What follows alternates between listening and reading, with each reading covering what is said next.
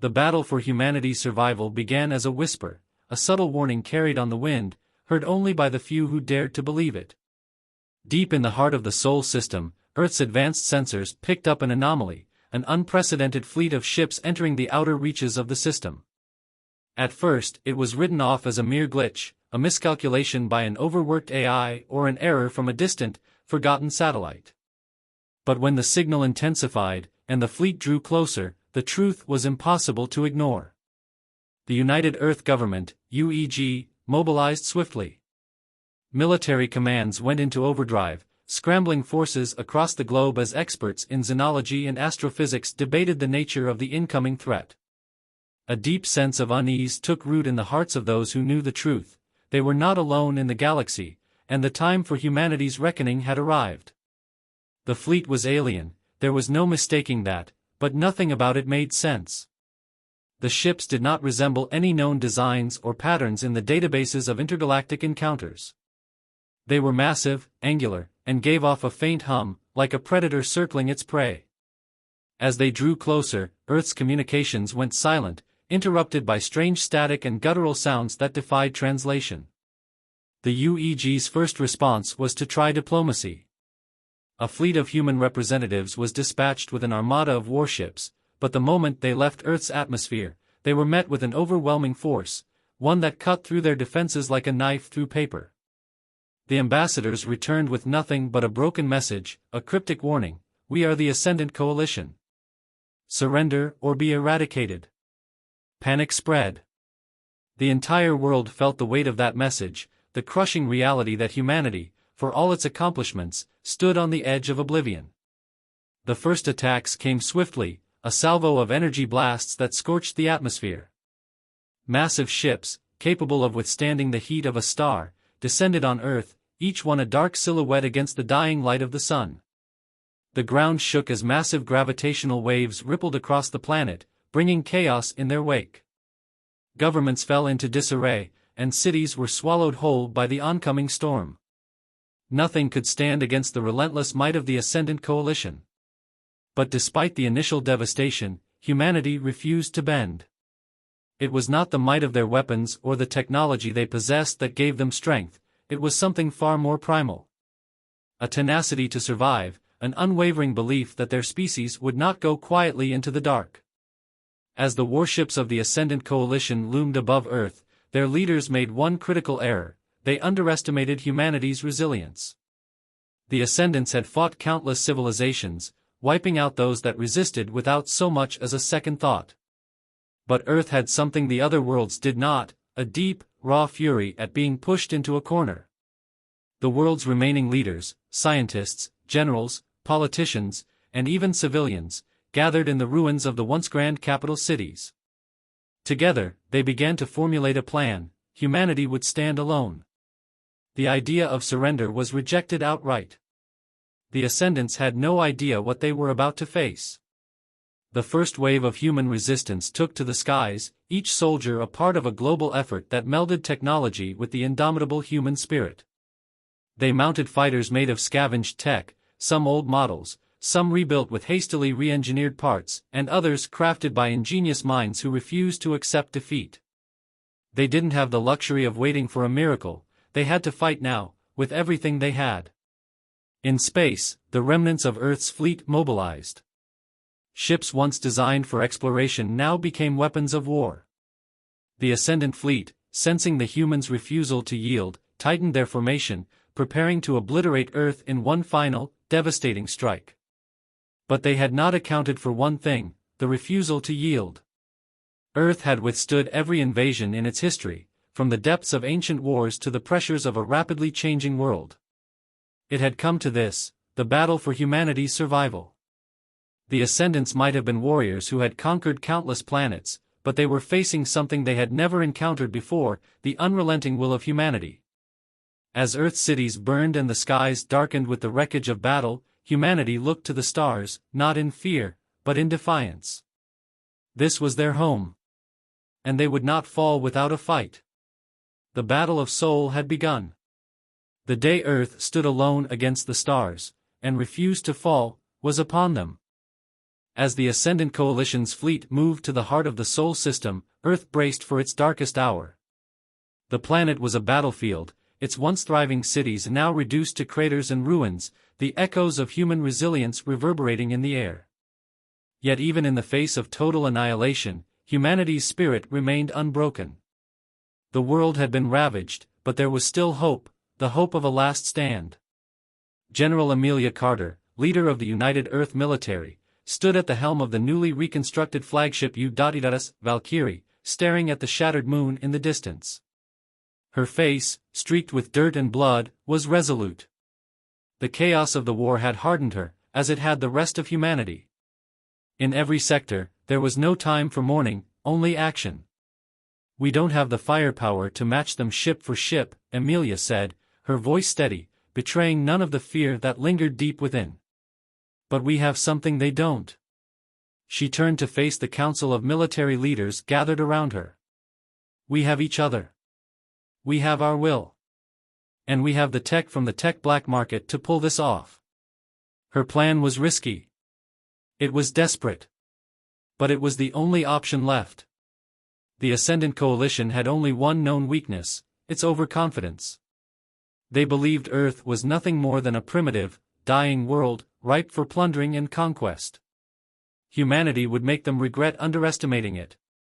Across the globe, remnants of Earth's finest engineers worked tirelessly to retrofit whatever weaponry and technology could be repurposed for war. Space stations that once housed research labs became makeshift fortresses, housing makeshift fleets of human ships.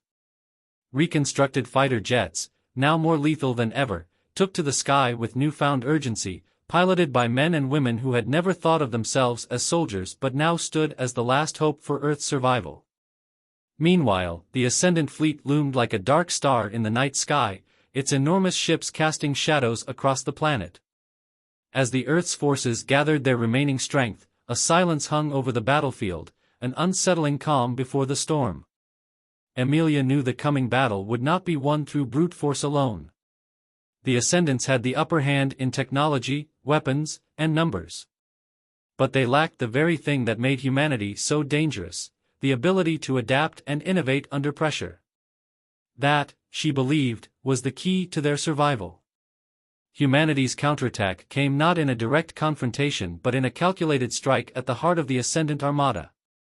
A small, highly skilled task force was dispatched on a high-risk mission, one that would require a combination of stealth, audacity, and sheer courage. The objective was simple: infiltrate the core of the Ascendant fleet and sabotage their flagship. The humans would have to get in close and destroy the ship's command center, cutting off the head of the serpent. If they succeeded, the rest of the Ascendant forces would falter, and the war could be won. Amelia, knowing she could not lead the strike herself, sent a team led by Captain Isaac Rhodes, a former civilian engineer turned soldier. Isaac had no formal military training, but he was brilliant. The engineers and pilots who joined him were the best Earth had to offer, people who had turned their hands to anything that might help them win, from building new weapons to modifying stealth drones. The team embarked under the cover of darkness, their ship, a converted freighter, docked just beyond the Ascendant fleet's radar range. The stealth tech they had incorporated allowed them to glide past detection, but only for so long. Every second, they were closer to their target, and the tension inside their cramped ship was palpable.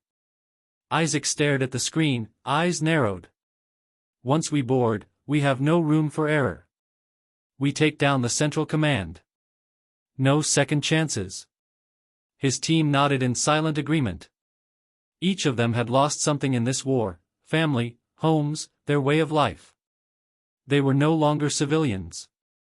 They were soldiers now, driven by a singular purpose. Meanwhile, back on Earth, the rest of the human forces prepared for the inevitable onslaught. General Carter made a last-minute call for reinforcements, hoping against hope that more of Earth's scattered fleets would make it in time. The Ascendants had underestimated humanity's ability to band together in the face of annihilation.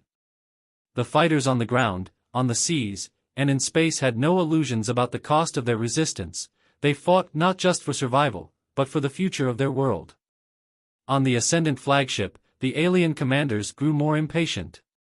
They watched the human forces amass, convinced that their fleet's overwhelming firepower would decimate the resistance in a matter of hours. But they were unaware of the silent strike underway, one that would soon shatter their pride. As Isaac and his team infiltrated the flagship, they encountered fierce resistance from the Ascendant's elite soldiers. But they fought with the desperation of those who knew that humanity's fate rested on their shoulders. Every foot of the ship they traversed felt like a battlefield, the walls echoing with the sounds of their struggle. The clock was ticking. The fate of humanity, hanging by a thread, depended on their success. The battle for Earth's survival was far from over, but for the first time in weeks, there was a glimmer of hope. The sabotage mission was a success, but it came at a high cost. Isaac Rhodes and his team had infiltrated the heart of the Ascendant flagship, planting the charges that would cripple the ship's command center. But as the countdown ticked down, the human soldiers found themselves surrounded by an elite squad of Ascendant warriors. The ensuing firefight was fierce, with the alien soldiers' advanced weaponry and armor giving them a significant advantage. Isaac's heart raced as he activated the final charge. "We've done all we can," he said, his voice tight. "Get to the evac point. Now." But just as they turned to flee, the ground beneath their feet trembled. The entire flagship shook violently as the first explosion detonated. The power surge coursed through the ship, followed by a series of secondary blasts that ripped through the command deck. It was enough to send shockwaves through the Ascendant fleet, creating a moment of chaos in the midst of their perfect strategy. "We've given them a chance," Isaac muttered, clenching his jaw. "Now, we just need to make sure they use it." With the Ascendant flagship crippled, the tide began to shift. The Ascendant commanders scrambled to regain control, unaware that their command structure had been decimated in a single, brilliant strike. Across Earth, the human forces seized the opportunity to strike back, launching counterattacks at the fractured Ascendant fleet. Meanwhile, on Earth, General Amelia Carter was in the midst of coordinating the next phase of the battle. Her team had received word of the sabotage, and she knew that now was their moment to break the Ascendant forces once and for all.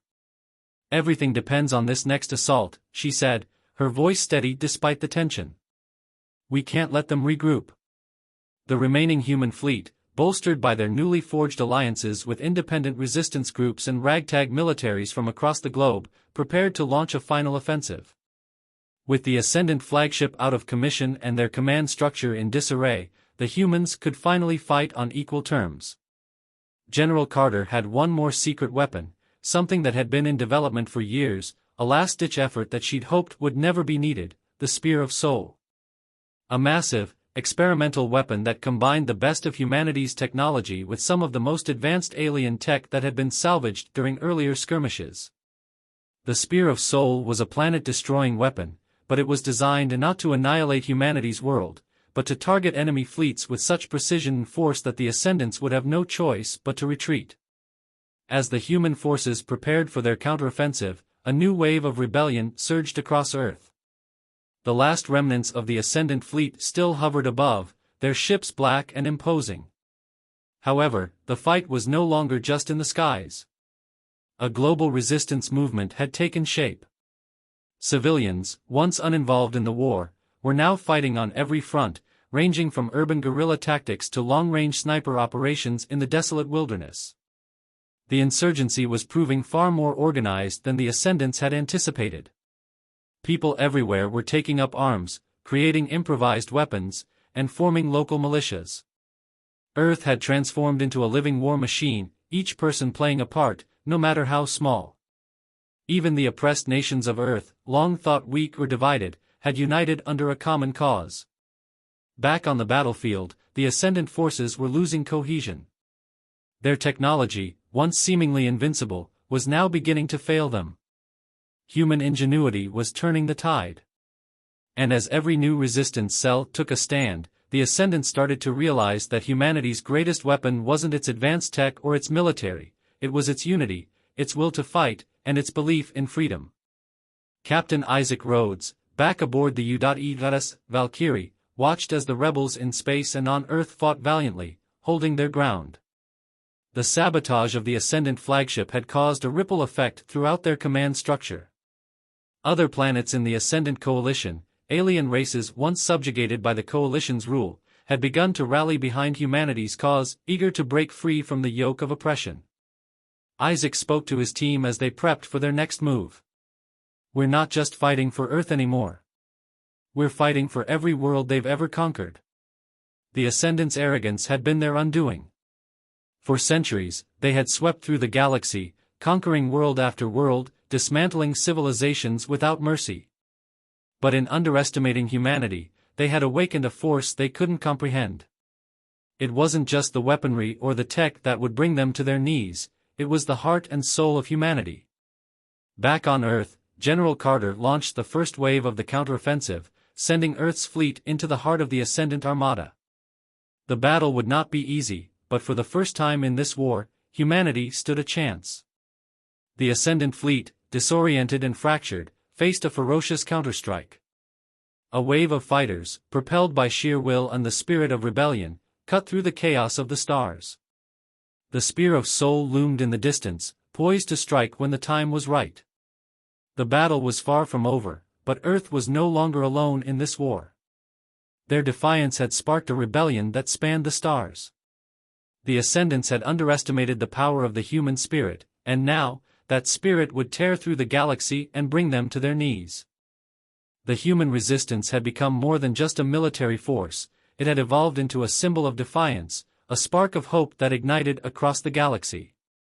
Earth, battered and broken, was no longer a planet alone in its struggle.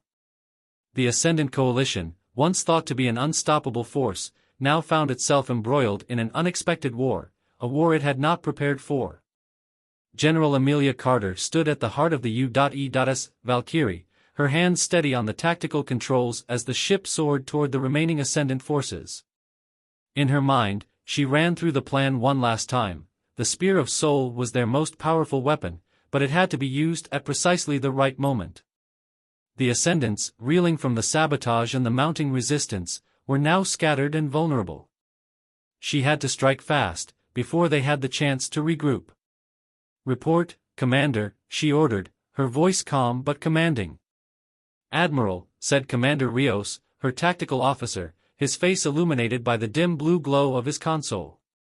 "Our forces are pushing forward. The Ascendants are retreating toward their remaining strongholds in the outer reaches of the system. We're making progress, but we need to move fast. Those fleets could regroup and fight back in full force."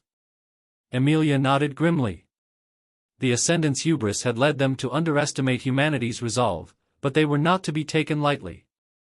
The moment of vulnerability was fleeting, and they had to act now or risk losing everything. "Prepare the Spear of Soul for launch," she ordered, the weight of the decision heavy on her shoulders. "And prepare our fleet for the final push." In the depths of the Ascendant Armada, chaos reigned.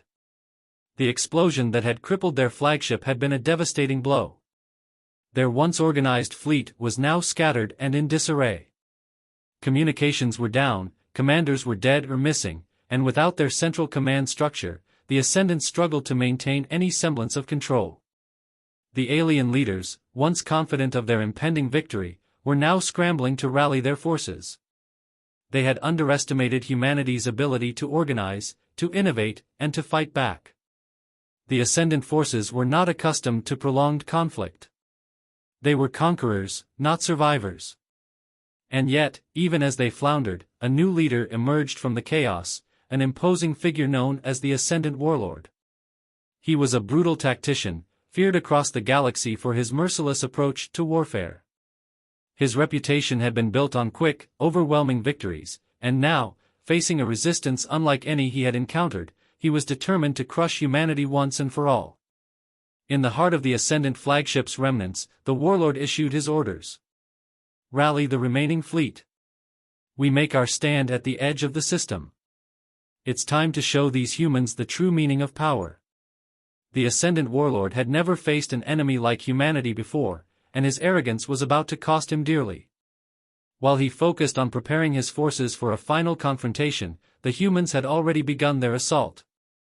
Isaac Rhodes, now at the forefront of Earth's space campaign, stood on the bridge of the U.E.S. Vanguard, staring at the distant formation of Ascendant ships. His team had secured a fleet of salvaged Ascendant technology and was using it to adapt their own ships for combat. They were no longer the underdogs, they were a force to be reckoned with. "Commander Rhodes," came the voice of Lieutenant Marlowe, his trusted second-in-command. "Our reconnaissance team reports the Ascendant fleet is massing at the outer reaches, preparing for a last stand. They think they can hold us off there. But we've got something they won't expect." Isaac smiled grimly. The Spear of Soul was ready, and it would hit hard, at the heart of the Ascendant stronghold, where their forces were gathered, trying to hold on to the last remnants of their pride. "We'll hit them hard, Lieutenant. This ends today." The battle was coming to a head. On Earth, the final stages of the Resistance's ground campaign were underway.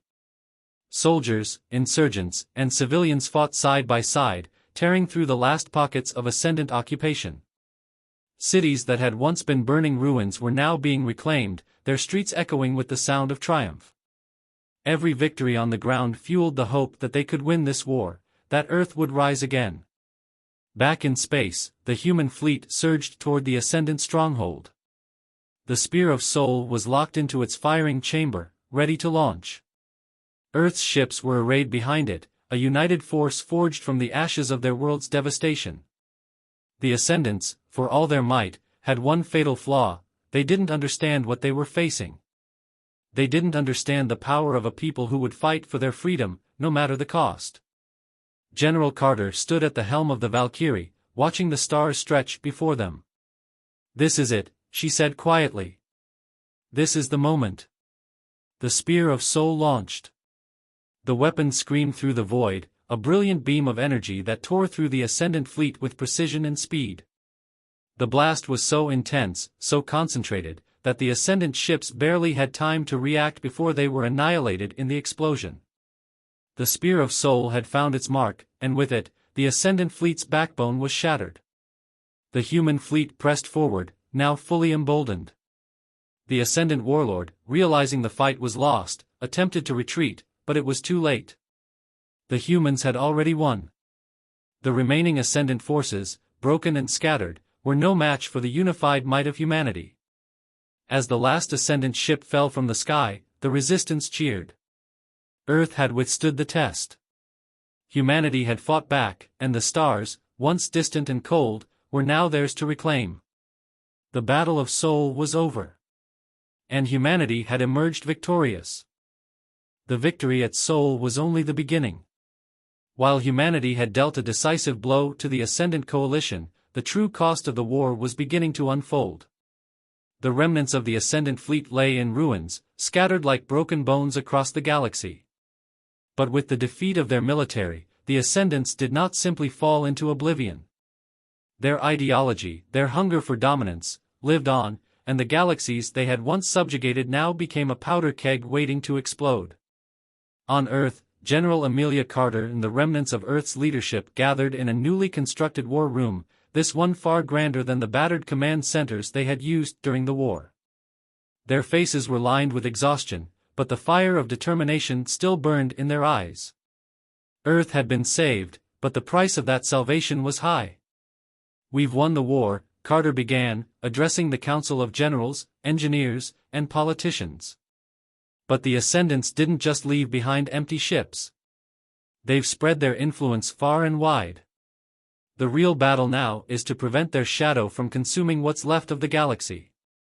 "We've got a power vacuum," said Dr. Helena Torres, the lead scientist behind the Spear of Soul. "And if we don't step in quickly, someone else will fill it." Indeed, the destruction of the Ascendant fleet had left a void, a dangerous one. The galaxy was filled with independent factions, some of them former allies of the Ascendants, who were now vying for power. Old enemies were circling, eager to fill the power vacuum with their own rule. Humanity's victory had come at the cost of destabilizing an entire region of the universe, and now, Earth would have to play the role of protector, or conqueror. "The question is," said Captain Isaac Rhodes, his voice weary but resolute, "how do we stop the cycle of war? How do we make sure the Ascendant's legacy of destruction doesn't just repeat itself with someone new in charge?" Carter knew that the next phase of their mission wasn't just about surviving. It was about rebuilding and ensuring that humanity's triumph was not fleeting. They had won the right to lead, but that leadership would come with immense responsibility. "We need to restore order," she said, her voice steady. "We can't let the galaxy fall into chaos. We need to forge new alliances, take control of the regions once held by the Ascendants, and prevent any factions from rising up to take their place. We have to be the bulwark against another empire. The galaxy will remember that humanity will fight to protect freedom, no matter the cost." The universe had always been divided, a place where empires rose and fell, where wars were waged over resources, power, and ideology. But in the wake of the Ascendant collapse, new alliances began to take shape. Human diplomats, commanders, and citizens traveled beyond Earth, reaching out to alien species that had been oppressed under Ascendant rule. There were many who saw Earth's victory as a beacon of hope, a promise that the oppressive regimes of the past could be overthrown. But not all were convinced. A faction of powerful beings, known as the Dominion, had watched the downfall of the Ascendants with interest. They were not interested in peace or freedom, they were interested in dominance. The Dominion believed in the natural order of the universe, one where the strongest survived and ruled, and they saw humanity's rebellion as an existential threat to their vision of the galaxy. To them, the Ascendants were simply a failed experiment, a dynasty that had collapsed because they were too soft. Now, they would rise in their place. The Dominion's ships, sleek and menacing, emerged from the dark corners of the galaxy. As they made their way to the fringes of the Sol system, their commanders held one clear objective: humanity had to be crushed before it could challenge their authority. "General Carter," said Commander Rios, his tone grim, as he watched the Dominion ships approach the edge of the system. "It looks like we have another war on our hands." Amelia Carter, standing at the heart of Earth's newly rebuilt war room, watched the transmission from the Dominion fleet. The message was clear: they were coming for Earth, and they would stop at nothing to ensure humanity's fall. "We've been waiting for this," Carter replied, her voice resolute. The Ascendants were just the beginning. Now, the real test begins. The human response to the Dominion was swift.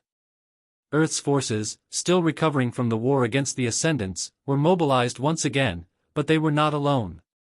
Humanity had forged alliances with alien species, former slaves of the Ascendant regime, and independent worlds that now looked to Earth as a leader. Together, they formed an unprecedented coalition, a force unlike anything the galaxy had ever seen. Isaac Rhodes, now promoted to Admiral, led the charge in space. The remnants of Earth's fleet, bolstered by their new allies, gathered at the edge of Sol. They were preparing for war again, but this time, it wasn't just about Earth. It was about the future of the galaxy. "We fight not just for our survival," Isaac said, his voice over the intercom to the fleet. "We fight for every species that dreams of a future without oppression. We fight for freedom, and for the hope that the galaxy can be more than just a battlefield." The Dominion, confident in their overwhelming strength, prepared for a quick and brutal invasion. But they hadn't accounted for the resolve of a united galaxy. And they hadn't accounted for the fire in humanity's heart, a fire that would not burn out, no matter how dark the sky became. The battle for the galaxy was far from over. The rise of the Dominion was inevitable. But humanity would not go down quietly. This was a war for the future, for freedom, for survival, and for the chance to shape a galaxy that would no longer be ruled by the strongest, but by those who dared to fight for what was right. The reckoning had come. And humanity, once on the brink of extinction, was ready to rise again. The Dominion fleet, massive and imposing, loomed at the edge of the Sol system, its dark silhouette casting a shadow over the planets below. General Amelia Carter stood on the bridge of the Valkyrie, her eyes fixed on the viewscreen as the fleet of humanity's allies gathered behind her, forming a united front. The stakes had never been higher. This was no longer just a fight for Earth's survival, but for the future of every free world in the galaxy. "Admiral Rhodes, status report," Carter asked, her voice calm despite the storm brewing in the vastness of space. "Everything's in position, General," Isaac Rhodes replied over the comm, "the fleet's ready. We've got ships from every corner of the galaxy, from the Xar clusters to the Anthera expanse. They're all standing with us. The Dominion won't know what hit them. Carter nodded, feeling a surge of hope. The human spirit had not only survived, against all odds, it had united worlds that had long been divided by fear, mistrust, and old rivalries. In the face of the Dominion's cold, calculating power, humanity had forged alliances that were now their greatest strength. But the Dominion was no ordinary adversary. They were a race of conquerors, arrogant in their belief that their vision of universal rule was not just inevitable, but right. They had seen humanity's victory over the Ascendants as a mere accident, a fluke, and they intended to correct it. Their ideology was one of power, where the strong ruled over the weak without mercy. They would not accept that Earth and its allies had the audacity to defy them. "We're going to need every advantage we can get," Carter said, turning to Dr. Helena Torres, the scientist who had been instrumental in developing the Spear of Soul. "Helena, is the new weapon ready?" Dr. Torres looked up from her console, her face illuminated by the soft glow of holographic screens. "We've made improvements. The spear has been recalibrated for a larger target zone, but this time, we can't afford to rely solely on it. It's powerful, but not enough to turn the tide alone. We've integrated the Ascendant tech into our fleet, and we've got a few surprises in store for them." Carter's expression tightened with determination. "Good. Then we'll use everything we have. The Dominion thinks they can crush us in a single blow. We're going to show them how wrong they are." The battle began with a flash of light. The Dominion fleet, led by the towering flagship Dread Exemplar, moved in for the kill. Their ships, sleek, advanced, and bristling with weapons, charged toward Earth's defenses with brutal efficiency, intent on wiping out the resistance before it could even mount a proper defense. But the humans were ready. The Coalition fleet, powered by human ingenuity and the strength of their new alliances, met the Dominion head-on. Explosions filled the vacuum of space as plasma blasts and missiles streaked across the void, the silent violence of battle reverberating through the stars. Admiral Rhodes, aboard the Vanguard, issued the orders with precision. "Launch the first wave of fighters. Target their flanks and keep their main fleet off balance." Thousands of ships surged forward, human and alien alike, their engines blazing as they attacked the Dominion's outer formations. The Dominion had underestimated the resolve of the Coalition. The battle was fierce, the stakes high, but humanity's fighters pressed on, their ships agile and swift as they darted through the Dominion's lines. As the battle raged, Carter's mind stayed sharp. "Helena, it's time." Dr. Torres initiated the sequence, and the newly recalibrated Spear of Soul powered up. The weapon, housed in the heart of Earth's most powerful warship, was humanity's trump card, a weapon capable of piercing through even the toughest of shields. Its energy coursed through the ship's systems, charging for the most critical strike of the war.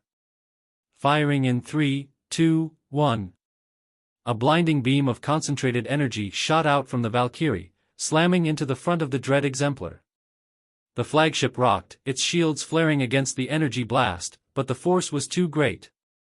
The Dominion ship began to buckle, its hull cracked open under the immense pressure. For a moment, the tide of the battle seemed to slow, the Dominion's flagship stumbling in the chaos of its own destruction. But the Dominion fleet was far from defeated. The Dread Exemplar may have been on the brink of collapse, but the rest of their forces were still advancing. The battle continued to unfold, chaos and destruction filling the space between the combatants. "All units, focus on the remaining Dominion warships," Isaac commanded. "We're not letting them retreat. Not this time." The battle raged on, a brutal contest of wills between the two sides. The Dominion were relentless, but the humans and their allies fought with a ferocity that no one had anticipated. The Valkyrie weaved through the barrage of enemy fire, its crew working in perfect synchronization, each maneuver a testament to years of hard-earned experience. As the fight wore on, the Dominion's arrogance began to unravel. Their fleet, once a symbol of supreme might, began to break apart under the pressure. The humans' resilience, their tactical ingenuity, and their ability to adapt to any situation had taken the Dominion by surprise. The Dread Exemplar finally succumbed to the human onslaught. Its massive hull cracked open, and a final explosion ripped through its core, sending debris scattering across the battlefield. With its flagship destroyed, the Dominion fleet began to falter. Their communications went dark, their coordination crumbled, and one by one, their ships began to retreat. "We've got them." Isaac's voice rang through the comms. "They're breaking." Carter's heart pounded as she watched the Dominion ships pull back, their once proud formation now fragmented and disordered. The coalition was pushing them back, each victory, a step toward securing the galaxy's future. But the war was not over. The Dominion had suffered a massive defeat, but their ideology would not die so easily. There were still factions across the galaxy who believed in their vision of rule by power. But for the first time, humanity and its allies had shown that they would not be cowed, that they would fight for freedom no matter the odds. "We've won this battle," General Carter said, her voice filled with quiet triumph. "But the war is far from over. The Dominion will regroup, but they've learned something today. We're not going to let them win." As the Dominion fleet scattered, the coalition ships gathered in formation, their silhouettes against the backdrop of the stars. Earth had survived. The galaxy had seen the power of unity, and it would never be the same again. Humanity had proven its place in the galaxy. The battle for the future had only just begun, but one thing was certain: Earth would not fall again. The battle for the galaxy was far from over, but the victory at Sol had changed everything. The Dominion, having suffered a crushing defeat, were left reeling, their grand designs for galactic domination now in tatters. But even in retreat, they were not yet finished. Their leaders would regroup, their fleets would rebuild, and the ideology that had driven them to conquest would still lurk in the shadows, waiting for another opportunity. But as the remnants of the Dominion fleet limped away from the battlefield, something else had shifted in the galaxy. The story of humanity's resilience, the sacrifices made by Earth and its allies, had spread across the stars. The fire that had driven humanity to fight for their homeworld was now a beacon, inspiring countless worlds that had once lived in fear of the Ascendant and Dominion empires. Earth had proven that freedom could never be snuffed out. Humanity had shown that even the most oppressive forces could be overthrown, that victory could come not from the strength of one world, but from the unity of many. The galaxy would no longer be dominated by the few who ruled with power and fear. The galaxy was on the cusp of something new, something brighter. In the aftermath of the battle, the leaders of the human resistance gathered in a grand assembly hall on Earth. The room was quiet, a heavy silence hanging in the air as they reflected on the sacrifices made, the lives lost, and the tremendous costs of the war. General Carter stood at the front, her once impassive demeanor now softened by the weight of the victory they had won. She had led them through the darkest days of Earth's history, but now, as the war had ended and the rebuilding had begun, she felt a deep sense of responsibility. "We have saved Earth," she began, her voice steady and calm. "But we have also saved the galaxy. The Dominion's defeat is only the first step in ensuring that the future of this galaxy is one of peace, freedom, and unity. Our victory did not come easily, and it is not the end of the story. We must rebuild, yes, but we must also ensure that we never allow such tyranny to rise again." She paused, allowing her words to sink in. The room was filled with generals, diplomats, and leaders from every race that had fought alongside humanity, each of them looking to the future.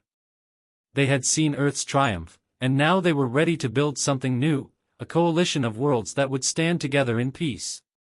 "I've spoken with our allies, and together, we've agreed that we need a new order, a council of worlds, where all voices can be heard and all races have a seat at the table. We will no longer live in fear of empires or warlords who seek to control the stars. We will build a galaxy where freedom is the foundation of every world, not oppression." Her words were met with quiet applause, but it was clear that the path ahead would not be simple. There would be factions that resisted change, old grudges that would not be so easily forgotten. The rebuilding would be long, and the challenges immense. But humanity had faced much worse and had emerged victorious. Now, they would face the challenges of peace. Admiral Isaac Rhodes stood beside General Carter, watching as the leaders of their coalition shook hands and exchanged promises of mutual defense and cooperation. It was a historic moment, one that had been years in the making. He couldn't help but feel a sense of pride, but also a deep uncertainty about what lay ahead. They had fought the war, but could they truly build the peace? "Do you think we'll ever truly have peace?" he asked, his voice quiet. Carter turned to him, her gaze unwavering. "We can try, Isaac. We'll never know unless we try." Elsewhere, in the vast reaches of space, remnants of the Dominion's forces still lingered, scattered across the stars.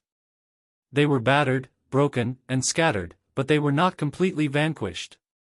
The ideology of the Dominion, their belief in power above all else, was still alive in the hearts of a few. But as long as the human coalition stood strong, as long as the flame of freedom continued to burn across the galaxy, there would be those who would stand against them. However, humanity had learned a valuable lesson. Power, once seized, could be lost, but unity, real unity, was what would keep them strong. Together, they had toppled the ascendant empire. Together, they had shattered the Dominion's dream of conquest. And together, they would ensure that no empire would rise again. The first steps of reconstruction were underway. Earth, once a world ravaged by war, now stood as a symbol of hope and resilience. The scars of the conflict still marked the surface, but with each passing day, new cities were rising from the ashes. The human spirit had not just survived, it had thrived. General Carter stood before a new council that would govern the galaxy, her heart filled with both hope and resolve. "This is just the beginning," she said, addressing the gathered leaders. "We are not just here to rebuild what was broken. We are here to build something new. Something better." And so, a new era dawned for Earth and the galaxy. The Battle of Sol had become a turning point, not just in the history of one world, but for the entire universe. Humanity had not only fought for their survival, they had fought for the survival of freedom itself. And in the end, that was the greatest victory of all. The stars no longer seemed so distant, no longer cold and uncaring. They were filled with promise. The galaxy was theirs to shape, a galaxy where the light of humanity's spirit could never be extinguished. As General Carter looked out at the stars, the vast expanse of the universe stretched before her. She knew the road ahead would be long, filled with challenges and unforeseen dangers. But she also knew that humanity had the will, the heart, and the courage to face whatever came next. The galaxy was theirs to protect, and they would never let it fall again.